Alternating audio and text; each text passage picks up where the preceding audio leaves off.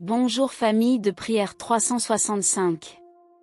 Bienvenue pour notre rendez-vous quotidien avec la parole qui transforme. Aujourd'hui, lundi 17 novembre, le Seigneur nous montre la fidélité qui résiste à la persécution et la foi qui ouvre les yeux des aveugles.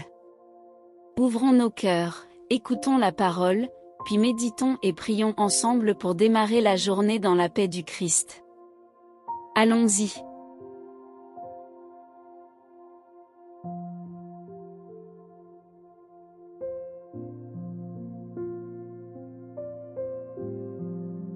Lecture du premier livre des martyrs d'Israël.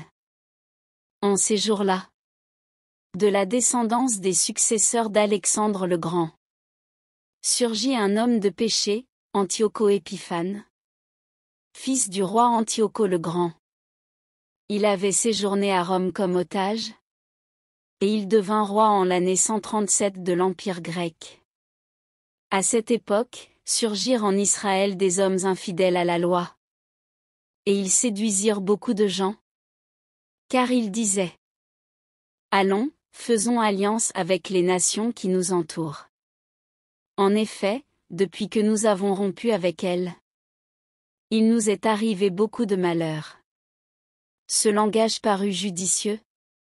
Et quelques-uns, dans le peuple, s'empressèrent d'aller trouver le roi. Celui-ci leur permit d'adopter les usages des nations. Ils construisirent un gymnase à Jérusalem. Selon la coutume des nations, ils effacèrent les traces de leur circoncision, renièrent l'alliance sainte, s'associèrent aux gens des nations, et se vendirent pour faire le mal. Le roi Antioco prescrivit à tous les habitants de son royaume de ne faire désormais qu'un seul peuple, et d'abandonner leurs coutumes particulières. Toutes les nations païennes se conformèrent à cet ordre.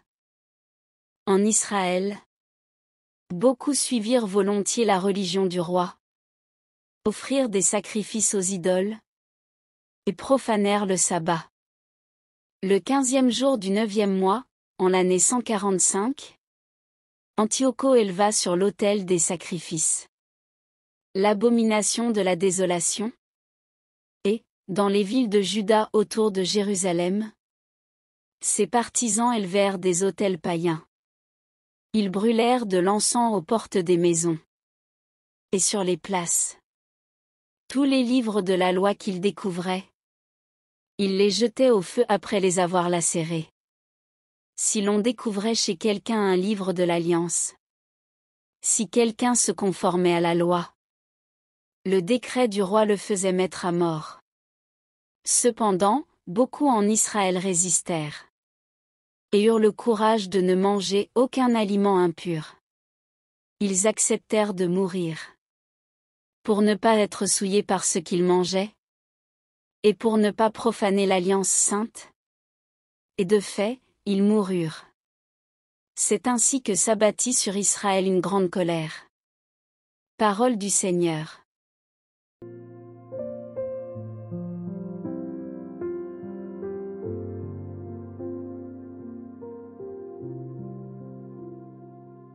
Fais-moi vivre, Seigneur, que je garde ta loi.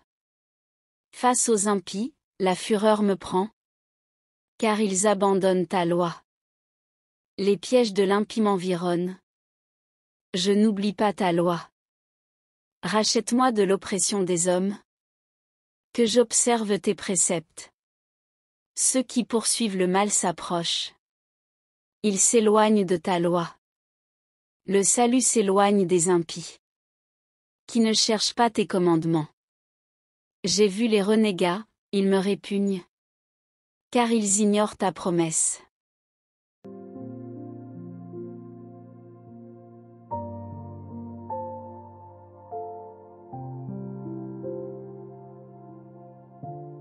Évangile de Jésus-Christ selon saint Luc.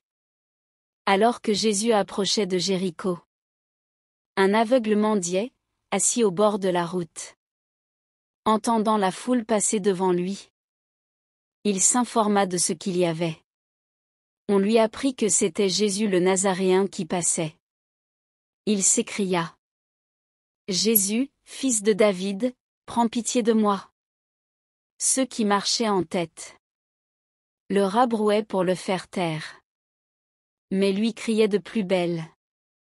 Fils de David, prends pitié de moi. Jésus s'arrêta et il ordonna qu'on le lui amène. Quand il se fut approché, Jésus lui demanda. Que veux-tu que je fasse pour toi? Il répondit. Seigneur, que je retrouve la vue. Et Jésus lui dit. Retrouve la vue. Ta foi t'a sauvé. À l'instant même, il retrouva la vue. Et il suivait Jésus en rendant gloire à Dieu. Et tout le peuple, voyant cela, adressa une louange à Dieu. Acclamons la parole de Dieu.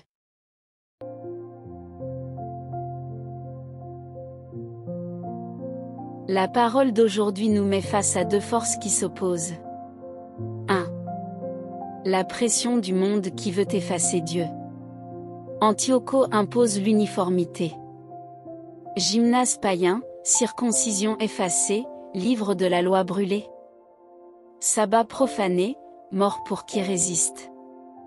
Beaucoup cèdent. Mais d'autres choisissent la mort plutôt que la souillure. Leur secret? L'alliance sainte plus forte que la peur. 2. La foi qui crie et voit. Un aveugle au bord du chemin. La foule le fait taire. Il crie plus fort. Jésus s'arrête. Que veux-tu? Que je vois. Et la lumière jaillit. Sa foi n'était pas dans le silence, mais dans l'insistance. Arrête-toi une seconde. Ferme les yeux. Demande-toi. Où est-ce que le monde veut me faire taire? Une valeur? Une prière? Une vérité? Dis à Jésus.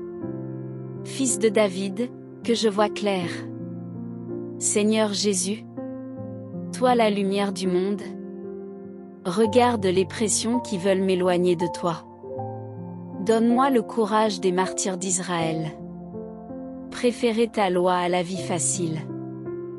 Donne-moi la voix de l'aveugle. Crier ton nom même quand on me rabroue. Ouvre mes yeux sur ce qui compte vraiment. Et quand je verrai, fais-moi te suivre en chantant ta gloire. Vierge Marie, toi qui as gardé la foi dans l'ombre, prie pour nous, maintenant et à l'heure de notre mort. Amen. Si cette parole t'a touché, mets un cœur en commentaire et dis-nous. Seigneur, ouvre mes yeux sur telle ou telle chose. Partage cette vidéo à une personne qui a besoin de retrouver la vue spirituelle.